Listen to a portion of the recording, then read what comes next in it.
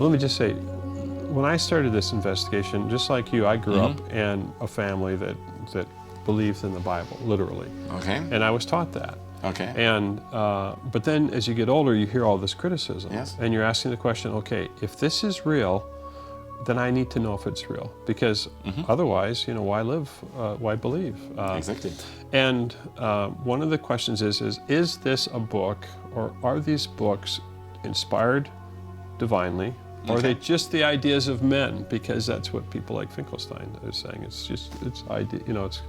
It's a nice memory. Yeah, it's a memory of past, and it's creating a history. So he can celebrate Passover even not believing that the Passover happened. Right, and that's what he told me. Yes, and so that's my question. Is and that's your question, right? Yes.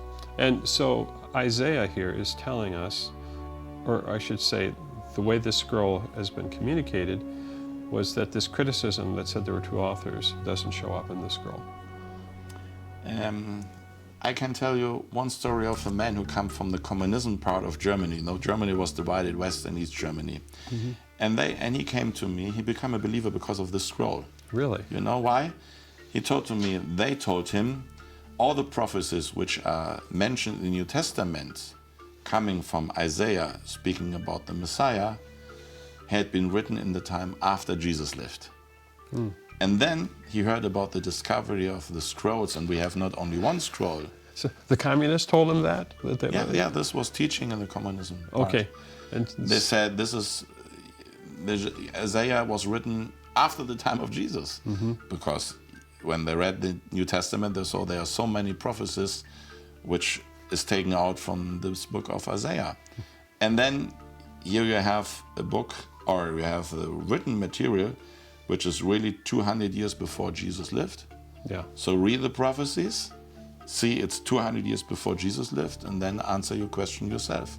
Is it true prophecy, or is it false prophecy? When I was with Israel Finkelstein, the goal is to reconstruct history. And I talked to him about this, same thing.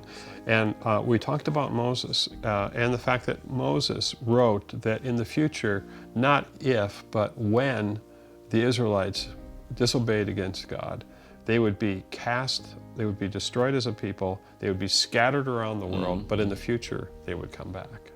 Mr. Finkelstein said, well, they wrote that after the fact, that's what he said.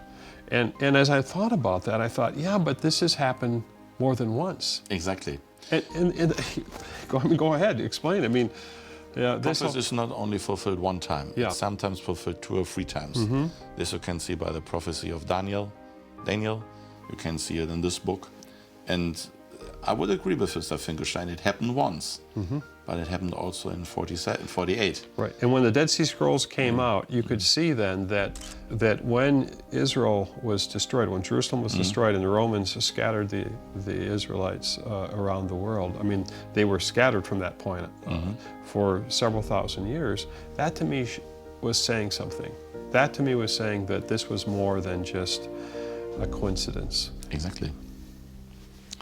And as we have read in the Bible, you can see if it's a false or true prophecy. And you've seen the people came from all over the world, came back to Israel. So this, for many Christians, the year 1948 was a cornerstone in their belief, because they saw there's one of the prophecies fulfilled today during our lifetime. There are Christians today that don't think that Israel has any connection, the nation of Israel has any connection to Christianity. They believe in replacement theology. You see, this is one of the baddest thing what happened in the first church, or in the early church, that they said they crucified Jesus, and so they have now all the prophecies are gone away from them. But if we have in Germany, if we're praying and we confess our faith, we are saying Jesus was crucified under Pontius Pilate. And we are not saying he was crucified under the high priest Caiaphas. And nobody would say, go and kill all the Italians, because it was Pontius Pilate who is responsible for the crucifixion of Jesus. But the early Christianity said, go and kill the Jews, because they are the murder of Jesus. Even if we are confessing he was crucified under Pontius Pilate. So you see, this is anti-Semitism.